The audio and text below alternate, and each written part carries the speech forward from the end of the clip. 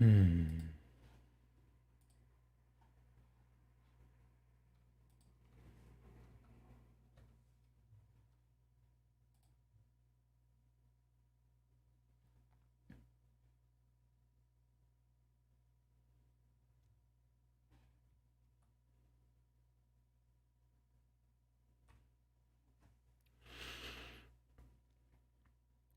Hmm.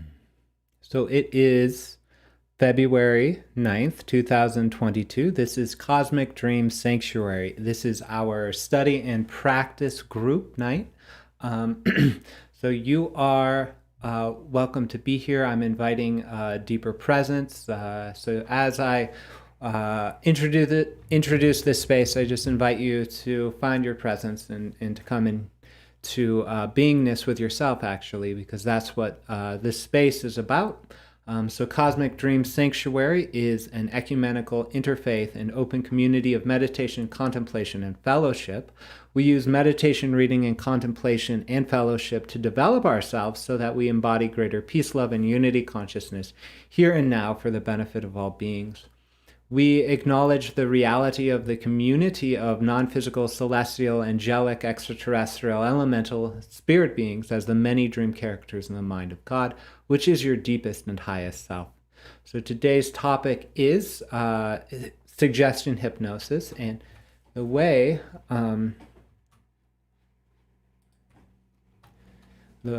the way this will work is at 5 we have a lecture and guided meditation till around about 5:45 Mountain Standard Time, at which point we will open a sharing circle and discussion group on Zoom, which is not recorded. The live streamed lecture and guided meditation are recorded on YouTube and Facebook. So you're welcome to join there. And if you're interested in joining the sharing circle and discussion afterwards, you can go to cosmicdreamsanctuary.org/groups to get the link. There will be a button there you can click. And so I really want to extend the invitation that you can engage with this space in any way that is meaningful to you. So that might be tuning in as simply just watching, or it might be the sharing circles or discussion. However you engage with it, that is totally welcome. So this is a group that is offered in the tradition of mystic Christianity, Mahayana Buddhism, dream studies, CE5, quantum healing, and the Western liberal arts. It is ministered by me. I hold a bachelor's in Western liberal arts from St. John's College, a master's degree in East-West psychology from the California Institute of Integral Studies, a certificate in hypnotherapy in the modality of depth hypnosis, a certificate in beyond quantum healing, and I'm ordained as a minister in the Universal Life Church. So welcome to this space. So the terms of this study, this course is not definitive. It is definitely explorative. It is focused on the psycho-spiritual and imaginal levels. So even though we talk about psychology, we are talking about psychology from the point of view of philosophy and of religion, of spirituality, of dreams. Any hypnosis experience that is offered is actually training in self-hypnosis. The work here is not therapy, it's not treatment, it is not an intervention for physical or mental health. Rather, it is a way of exploring one's own relationship to the self and divinity in this world. And so all of the experiences here in hypnosis and guided meditation arise from the imaginal and psycho-spiritual aspects of the mind, and therefore must be interpreted like a dream and not as evidence for historical events. So this is really important to talk about in terms of regression hypnosis. So welcome to this space. This is part of our hypnosis and dream series. So we are covering the many different aspects of how you might use dreams and hypnosis to explore this world and yourself. This is our second session on suggestion hypnosis, which really does form the basis for all the other types of hypnosis, which include regression, includes soul origin and purpose experiences, soul integration, missing time, dream incubation, interpretation, and reentry. We've got, and then several sessions about communicating with entities and resolving any sort of challenges there. So This session, we will introduce the topic of suggestion hypnosis. We will cover definitions in a historical context. And then we have readings from three very famous and important people in the history of suggestion hypnosis. We'll also explore images of the Buddha as suggestions for enlightenment. And then we'll go into a guided meditation that will explore suggestion hypnosis and shift into a sharing and discussion on Zoom. So, in any communication around suggestion hypnosis, it's very important to pay attention to ethics. One of the common misunderstandings or myths about hypnosis is that it forces you to do something that you might not want to do. And some people are actually wary about engaging with hypnosis because they are afraid it will control them or to cause them to do something that they don't want to do. So in working with suggestion hypnosis here, I work with some different points of ethics. One is a commitment to non-harm that is expressed in our Mahayana Buddhism, actually. So in Buddhism, we commit to a path of non-harm. In Mahayana Buddhism, we commit to a path of benefit to others and self. So that's really part of the ethics here.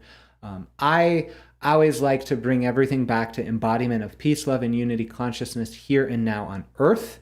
So this is kind of a context. If it doesn't serve healing, if it doesn't serve being present and embodied here and now on Earth, then it is not necessarily something I want to work with. So in that way, working with suggestion hypnosis really can bring about suggestions of being more fully yourself, right? So we might work with suggestions like you're already enlightened, you already participate in Christ consciousness, you're already connected with these different powerful aspects of self and divinity. So it is really suggesting a deeper identity with the truth of the person's, your own or your client's own psycho-spiritual understanding of the world. So working with that.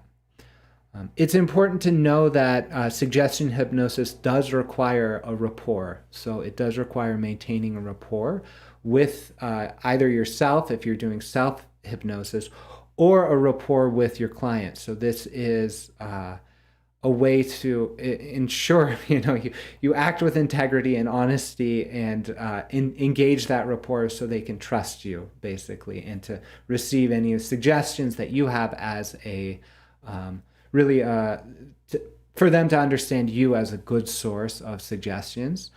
So you can do that, maintain rapport by integrity and honesty, and do that through the invitation and not manipulation. So one of the things people are afraid of is a hypnotist doing something that they don't want. So really you can just get around that fear by simply inviting as opposed to saying do this or that. And then finally, consent processes are really important to the ethics. So oftentimes it's never direct anyone outside of what explicit consent that you've been given, right? So someone might say, I really do want to shift my patterns related to an addiction or something like that. And so you can get consent, like, do you actually want to shift these patterns? And if the person you're working with says yes, then they've given you consent, and then you can give strong suggestions in that case, and it'll be accepted well by their subconscious because they've already given consent. So now moving into introduction of what suggestion hypnosis is. This is a quote from the movie Inception. Inception is all about implanting an idea in someone's head by entering their dream. It's science fiction, and so inception is the verb that says, hey, implanting the suggestion through dream. So if you're going to perform inception, you need imagination. You need the simplest version of the idea, one that will grow naturally in the subject's mind, a subtle art. So we covering some more of the stereotypes of suggestion. We've probably all seen something like this, a moving watch saying you're getting very sleepy, you're getting sleepy. And that really is a stereotype of what we will do.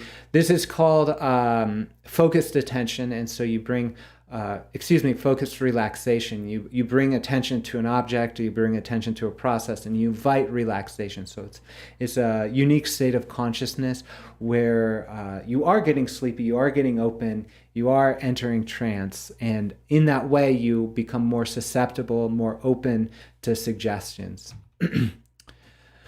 The other stereotype of suggestion is the stage hypnotism, something like you're clucking like a chicken, you do this or that. It appears this stage hypnotist has put all of these people to sleep. So I'm not quite sure exactly how this is done, but I imagine it is actually working with the subconscious mind and implanting suggestions or invitations for this to happen. Most people say that you really can't do anything that you don't actually want to do. So we might even understand that these people who look like they're under the control of this hypnotist are actually playing along in some way, and that is totally fine, actually. Looking to the etymology of the word suggestion, it is coined based on Latin suggestus, and that means I carry or bring under, furnish, supply, excite, advise. And that comes from the word parts sub, meaning under, and gero, meaning I bear or carry. We've got some definitions of suggestion hypnosis here. These come from the APA, the American Psychological Association, and we're bringing those in as representative of the consensus reality view of what hypnosis is. So we've got the phrase post-hypnotic suggestion. A suggestion made to a person during hypnosis that he or she acts out after the hypnotic trance. The suggested act may be carried out in response to a prearranged cue, and the person may not know why he or she is performing the action. Hypnotic susceptibility. So hypnotic susceptibility is the degree to which an individual is able to enter into hypnosis. Although many individuals can enter at least a light trance, people vary greatly in their ability to achieve a moderate or deep trance. This is also called hypnotizability, and there is a Stanford Hypnotic Susceptibility Scale. So if you're looking into what that means, you can search that up and get more information. The subconscious. It is a lay term that is widely used to denote the unconscious or preconscious mind as described by Freud, or the general idea of subliminal consciousness.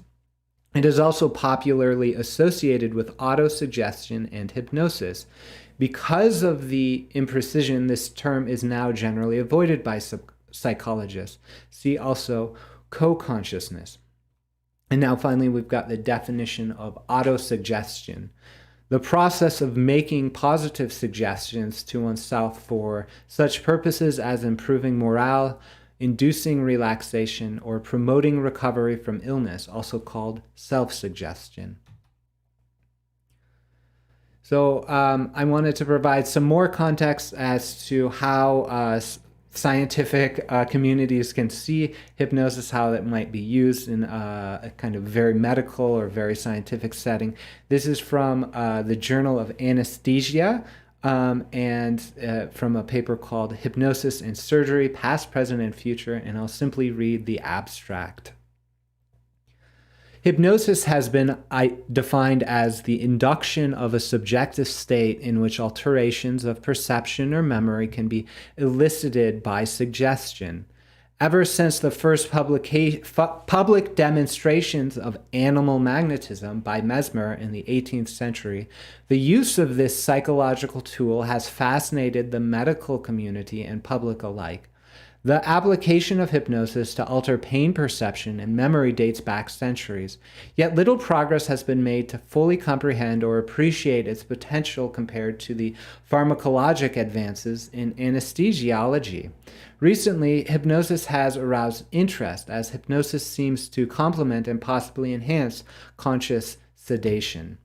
Contemporary clinical investigators claim that the combination of analgesia and hypnosis is superior to conventional pharmacological anesthesia for minor surgical cases, and with patients and surgeons responding favorably.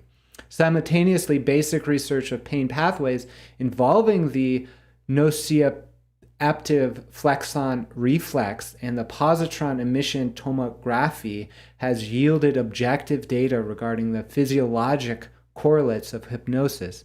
In this article, I review the history, basic science, and clinical studies and modern practical considerations of one of the oldest therapeutic tools, the power of suggestion. That brings us to Mesmer, who is an important person in the history of hypnotic suggestion. He was born in 1734, died 1815. He was a German physician. He coined the term animal magnetism, theorizing that there was an existence of a natural energy transference between all animated and inanimate objects. It is sometimes referred to as mesmerism, as in mesmerize. So we've got the readings, the propositions concerning animal magnetism. I thought it would be a really good way to get into what mesmerism is all about. So these are the propositions concerning animal magnetism by Franz Mesmer. 1. A responsive influence exists between the heavenly bodies, the earth, and animated bodies. 2. A fluid universally diffused, so continuous as not to admit of a vacuum, incomparably subtle and naturally susceptible of receiving, propagating, and communicating all motor disturbances, is the means of this influence. 3. The reciprocal action is subject to mechanical laws with which we are not yet acquainted. 4. Alternative effects results from this action, which may be considered to be a flux and reflux. 5. This reflux is more or less general, more or less special, more or less compound, according to the nature of the causes which determine it. 6. It is by this action, the most universal which occurs in nature, that the exercise of active relations take place between the heavenly bodies, the earth, and its constituent parts. 7. The properties of matter and of organic substance depend on this action. 8. The animal body experiences the alternative effects of this agent and is directly affected by its insinuation into the substance of the nerves. 9. Properties are displayed, analogous to those of the magnet, particularly in the human body, in which diverse and opposite poles are likewise to be distinguished, and these may be communicated, changed, destroyed, and reinforced. Even the phenomenon of declination may be observed. 10. This property of the human body, which renders it susceptible to the influence of heavenly bodies and of the reciprocal actions of those which environ it, manifests its analogy with the magnet, and this has decided me to adopt the term animal magnetism. 11. The action and virtue of animal magnetism, thus characterized, may be communicated to other animate or inanimate bodies. Both of these classes of bodies, however, vary in their susceptibility. 12. Experiments show that there is a diffusion of matter, subtle enough to penetrate all bodies without any considerable loss of energy. 13. This action and virtue may be strengthened and diffused by such bodies. 14. Its action takes place at a remote distance without the aid of any intermediate substance. 15. It is, like light, increased and reflected by mirrors. 16. It is communicated, propagated, and increased by sound. 17. This magnetic virtue may be accumulated, concentrated, and transported. 18. I have said that animated bodies are not all equally susceptible. In a few instances, they have such an opposite property that their presence is enough to destroy all the effects of magnetism upon other bodies. 19.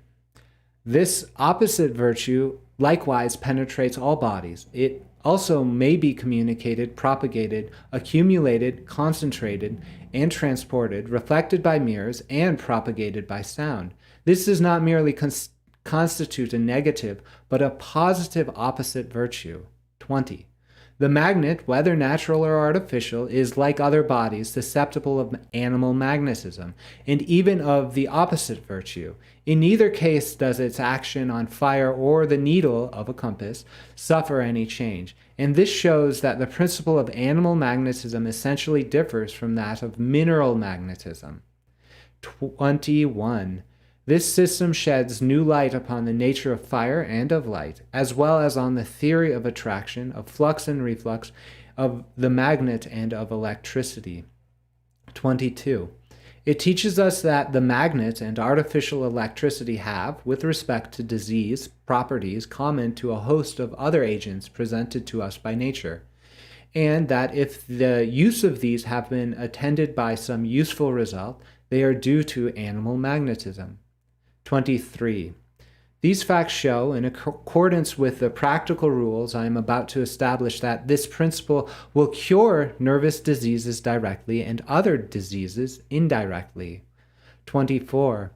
By its aid, the physician is enlightened as to the use of medicine and may render its action more perfect, and can provoke and direct salutary crises so as to completely control them. 25.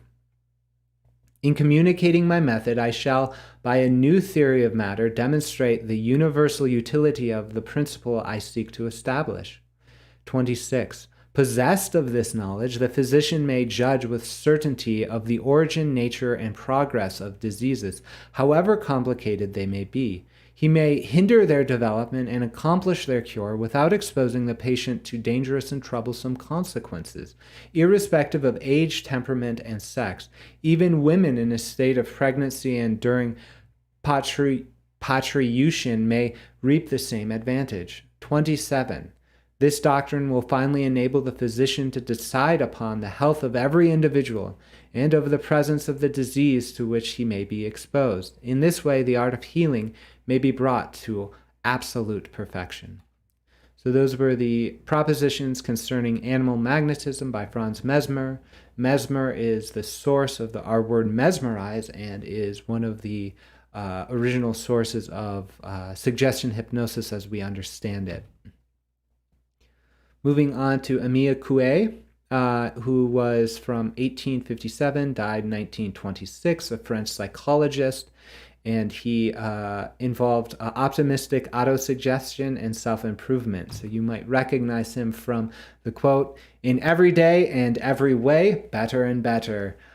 So we'll repeat that. In every day and every way, better and better. That's a affirmation you can use, and that is a kind of general optimistic autosuggestive affirmation. Here's a few more quotes from Amiya Coué. Contrary to the generally accepted theory, the will is not the invincible force it is claimed to be.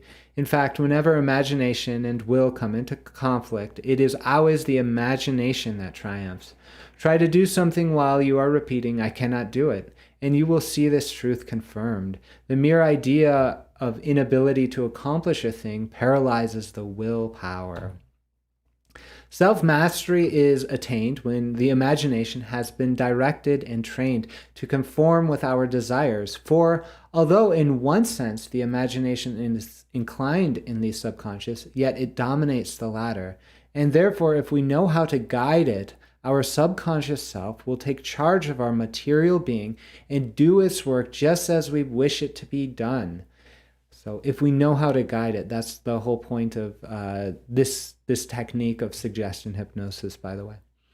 In other words, exactly in conformity with our conscious suggestions.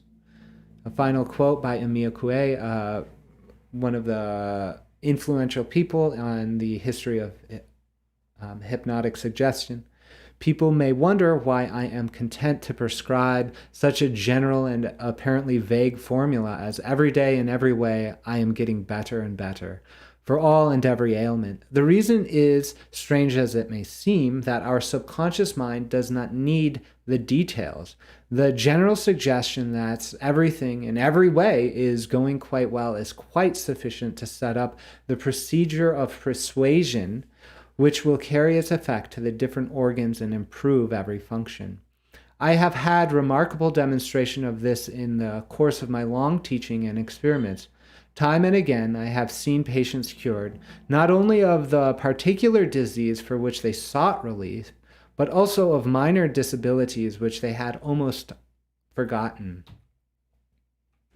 That brings us to the last highlighted person of our session tonight. This is Milton Erickson. Milton Erickson was born in 1901, died in 1980, an American psychiatrist, psychologist, specializing in hypnosis and family therapy. He is also associated or is noted for influencing neuro-linguistic programming, so that's NLP. We've got a quote from Milton Erickson from his book, Hypnotherapy and Exploratory Casebook. And actually, I didn't include another quote from this book, but he really does say that every person who wants to practice suggestion hypnosis needs to actually develop the technique themselves. They have to explore it and experiment themselves. So that's a really important thing to note. But here he is describing the mechanics of how therapeutic trance is available for suggestion. So I'll just read that quote. Therapeutic trance is a period during which the limitations of one's usual frames of reference and belief are temporarily altered, so one can be receptive to other patterns of association and modes of mental functioning that are conducive to problem solving. We view the dynamics of trance induction and utilization as a very personal experience wherein the therapist helps patients to find their own individual ways. Trance induction is not a standardized process that can be applied in the same way to everyone. There is no method or technique that always works with everyone or even with the same person on different occasions. Because of this, we speak of approaches to trance experience. We thereby emphasize that we have many means of facilitating, guiding, or teaching how one might be led to experience this state of receptivity that we call therapeutic trance. However, we have no universal method for effecting the same uniform trance state in everyone. Most people with problems can be guided to experience their own unique variety of therapeutic trance when they understand that it may be useful. The art of the hypnotherapist is in helping patients reach an understanding that will help them give up some of the limitations of their common everyday worldview so that they can achieve a state of receptivity to new and creative within themselves. For didactic purposes, we have conceptualized the dynamics of trance induction and suggestion as a 5-stage process outlined in Figure 1. While we may use this paradigm as a convenient framework for analyzing many of the hypnotherapeutic approaches we will illustrate in this volume, it must be understood that the individual manifestations of the process will be just as unique and various as are the natures of the people experiencing it. We will now outline our understanding of these 5 stages. 1. Fixation of the attention via utilizing the patient's beliefs and behaviors for focusing attention on inner realities. 2. Depotentiating habitual frameworks and belief systems via distraction, shock, surprise, doubt, confusion, disassociation, or any other process that interrupts the patient's habitual frameworks. 3. Unconscious search via implications, questions, puns, and other indirect forms of hypnotic suggestion. 5.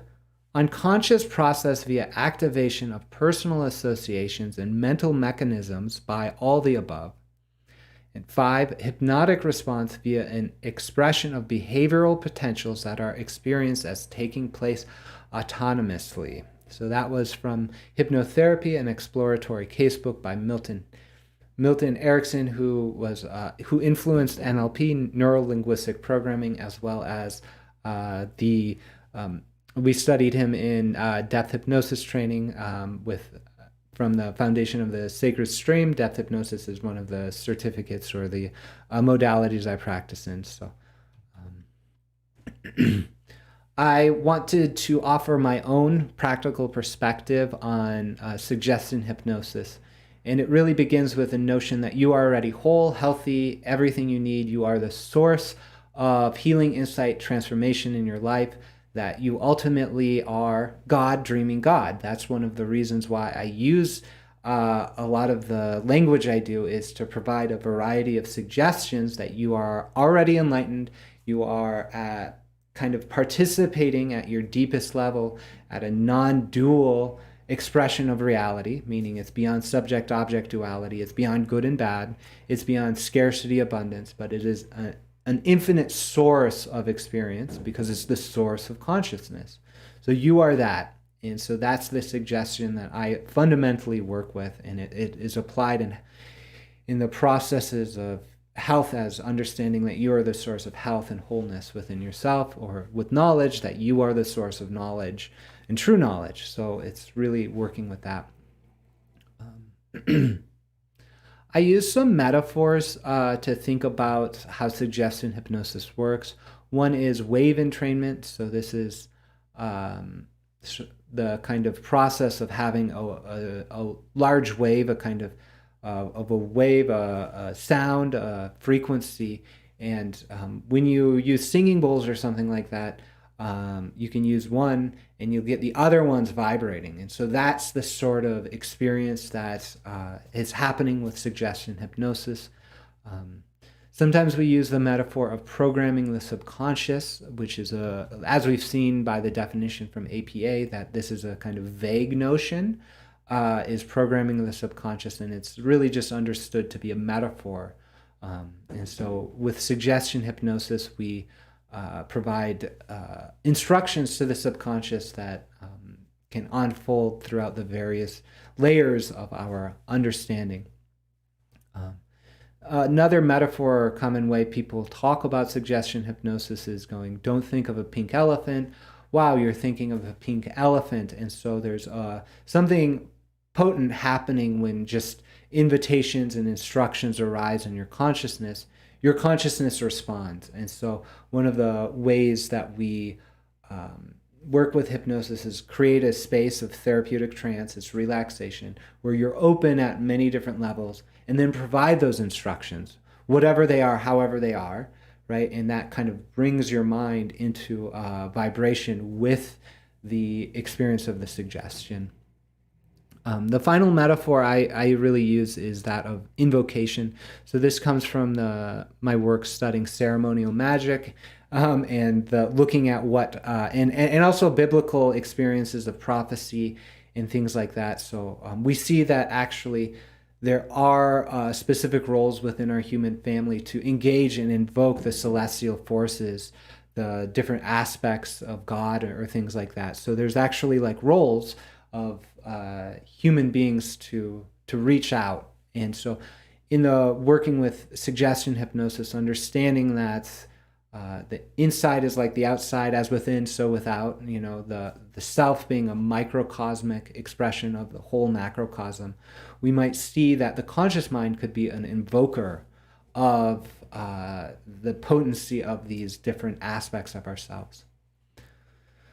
My practical perspective, so this is just how I work with and think about these things, is I have a method. Generally it's to reframe and any concepts and set intentions. So you might have specific thoughts or patterns of thought that want to be reframed to oftentimes positive ways of thinking about things.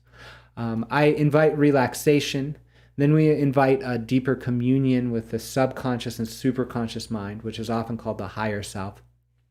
Then we invite a communication between those in some way, shape, or form. And this might be imaginative exploration. This might be the conscious mind saying, hey, providing these affirmations to the subconscious mind.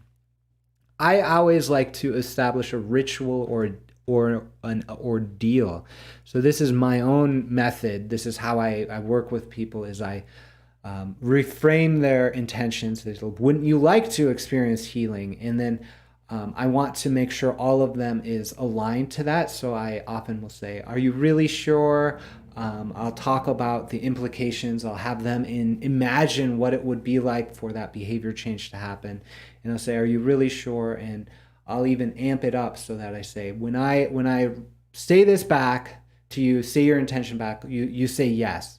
Right? You say yes or something like that. It's creating a ritual. It's creating an ordeal where someone goes through something and that all of them can say yes to the suggestion.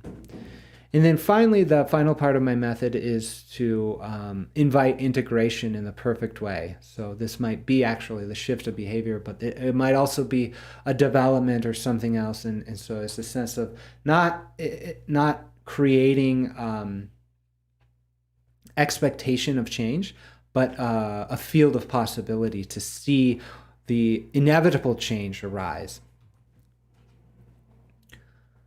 So we've gone through a lot of words, we've gone through a lot of concepts, and I invite you just to be present with your breath and invite your subconscious mind simply to integrate those, knowing that your conscious mind doesn't have to do anything, that your subconscious mind can really work with all those concepts and words. We're going to go into an experience of a different way of relating to suggestion hypnosis, and this is by relating to Buddhist imagery. And the reason why this image here is there in this presentation is because I had an experience with this Perkon at Karma Choling, which is the Shambhala Buddhist Retreat Center in Vermont. And so this is understood to be something like a stupa, which is representative of the seated Buddha. So this is really an abstract image of the Buddha. And the way we understand these, and the reason why these sorts of forms and architectural forms and the imagery is present within the Buddhist context, is because we understand that they have a vibration that's beneficial to perceive. It's actually, the understanding is that if you see this image, if you see a stupa, if you see an image of the Buddha that's made in this reverent way, it actually carries enough of the frequency and vibration of enlightenment to enlighten you at some point in time in the future. That's the understanding. So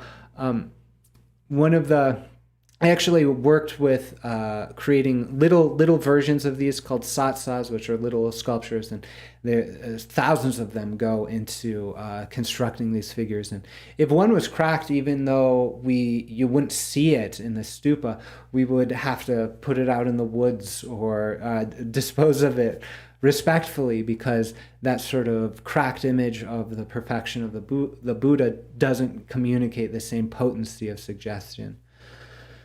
This is all to say that this image you're looking at has a sort of vibration of enlightenment, that you are actually invited to receive sort of like a subconscious suggestion.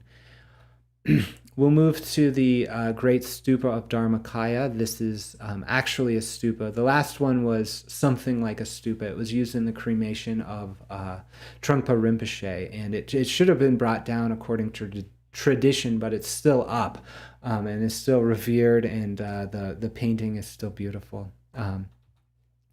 But this is a stupa of Dharmakaya, the great stupa of Dharmakaya, and this is in the Shambhala Mountain Center. This is an image, it represents an aspect of Buddha's life. And there are a few different elements here.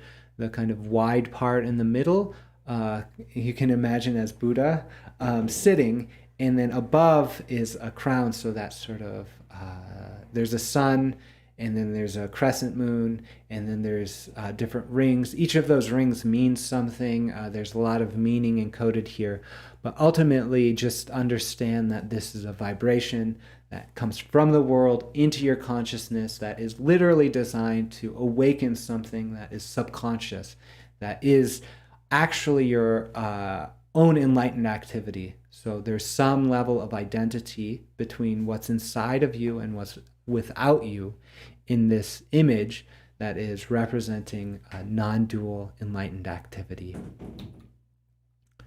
Zooming into just an image of a standing Buddha-type figure. And then we will explore this tanka. This is this painting of Shakyamuni Buddha, who is the historical Buddha. Just zooming in here, we have the Buddha, and you can see this as the moment of enlightenment. He's touching the ground, which is the action that signified his enlightenment. There's several other marks of enlightenment here, like the knot, the hair, the elongated ears, the throat. There's throat markings. Above him stands sort of this mythical creature. There's like Naga type creatures, which are serpentine. These are hybrid human sort of creatures. Below is the wheel of Dharma that has 8 spokes. Inside of that is the Trikaya, which is the sort of Trinity knot experience from Buddhism. Underneath that are offerings, and there's these beings here. And so I'm just describing and showing these images as a way for your consciousness to receive a suggestion of enlightenment and enlightened activity, and receive the suggestion that this is actually you. So I invite you just to be present with that suggestion now. Just take a few breaths. And just be present with the image of Buddha as a sort of mirror of your own enlightened activity.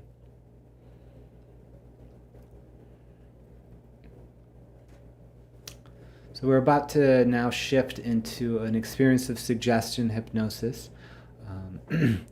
And the way we'll do that is by inviting relaxation. We will set the intention.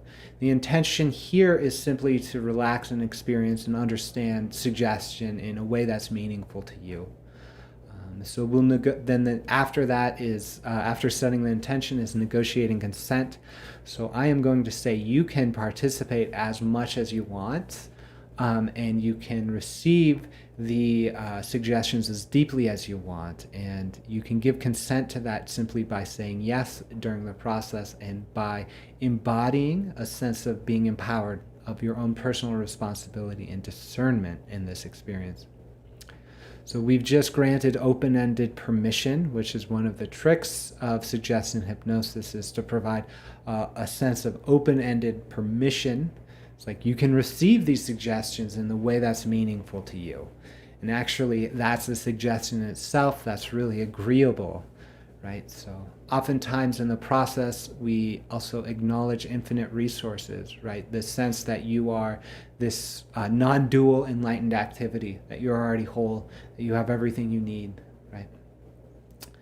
Then we invite invitations, so that's like inviting you to invite this sense of relaxation. And even now, as I'm speaking, you might actually want to be tuning into a sense of deepening relaxation. And you might even invite your own body, your own subconscious mind to relax and be present.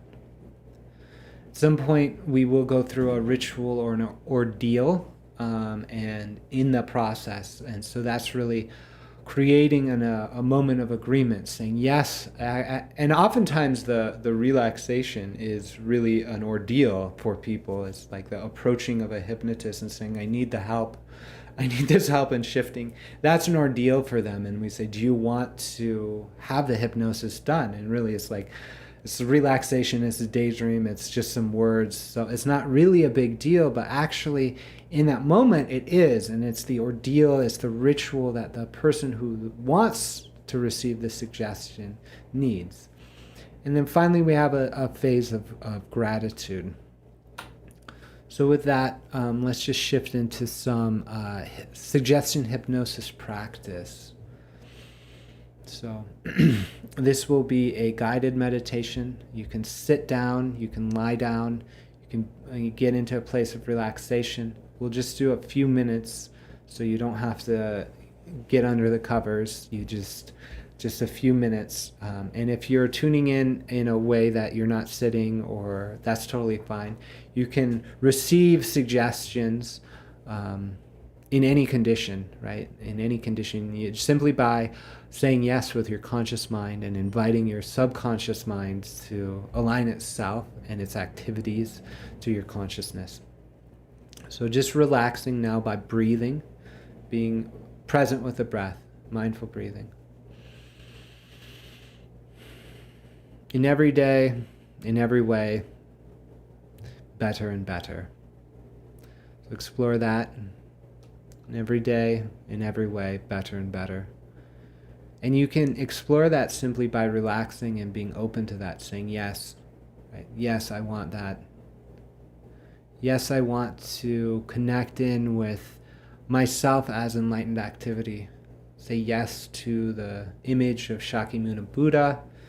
And if the Buddha image doesn't speak to you, perhaps the Christ does, or perhaps some other image of the deepest divinity that you know, that you relate to. Just relate with that and say, yes, I want to express that energy in my life more and more for the benefit of myself and those around me. And every day, in every way, better and better. And so we've just had an experience of relaxing, of receiving some suggestions. And I will simply invite you to say yes to this experience by committing to observing your experience in the next week, by practicing affirmations with yourself, by simply exploring and playing to see if every day in every way, better and better, is effective for you, or if there's some other suggestion experience that's effective for you. And so you can express that commitment simply by saying yes to yourself. Yes. Then finally, we'll shift into this state of gratitude. Thank you for being here. Thank you to yourself for having all the infinite wisdom and resources to align itself to your conscious desires and instructions. Thank you to the consciousness that is open to this exploration. Thank you. And with that, we are going to move into some announcements and then shift into the sharing and discussion circle. So we are all the one cosmic dreamer. I'm inviting you to co-create this journey with me. I'd love to get to know you more. And you can initiate that conversation by going to cosmicdreamsanctuary.org/join, and that is an intake form that will provide me some information about who you are and how this space can serve you. If you find this group valuable, donations are welcome. You can set up a recurrent donation or do a one-time donation by going to cosmicdreamsanctuary.org/donate, clicking the PayPal button on that page. I want to promote lightnet.org and Exo Metaverse. These are communities dedicated to citizen science. Lightnet.org is going to be a great place. It's going to be the search engine for consciousness, and we're working with a team of developers to get that going. It should be out in about 2 or 3 months. exometaverse.org is live and kicking. Every other Thursday there is an expert interview with someone in the field of ET contact, as well as a hangout group afterwards, so check that out. We've got Dreamwell. Dreamwell is the mobile app to help you sleep well, dream well, and be well. You can download that at the Google Play or Apple app stores, or learn more at dreamwellbewell.com, for which I'm actually the chief dream officer, and I offer a lot of suggestion hypnosis and about dreams and dream incubation there. So you might want to check that out. Finally, I invite you to envision the Starseed portal space, which is envisioned to be a physical, sacred space for our fellowship and sanctuary. It is a space where we want to host experiences of portals of birth, commitment, death, transfiguration, and contact. So if you're interested in making that real, reach out to me at daniel@cosmicdreamsanctuary.org. Finally, I'd love to talk about some upcoming events. We've got Find Peace, Follow the Wisdom Within. This is a fellowship service this Sunday at 11 a.m. Mountain Standard Time, where we'll have the discussion on the Lojong Mind Training slogan associated with this. It's go within, find the essence, the Alaya, and we'll explore what that means. And then next week on Wednesday evening, the study and practice group is on higher self-guidance. And so this is called You Are All the Wisdom That You Seek. So this is how to relate, how to use hypnosis, how to use dreamlike experiences to relate with higher self-guidance. So that's the wisdom that you already are. So how do we relate to that? You can get more information at cosmicdreamsanctuary.org/groups. I do want to invite one-on-one sessions if you want to explore suggestion hypnosis through the depth hypnosis modality, through Beyond Quantum Healing, or if you're interested in meditation instruction, spiritual counseling, or dream work. I offer sessions by donation. Everything starts with a free and no obligation consultation. You can learn more at cosmicdreamsanctuary.org/sessions. So now I will invite you to join us for discussion on Zoom. You can get there at cosmicdreamsanctuary.org/groups. So thank you for being here, and I look forward to seeing you.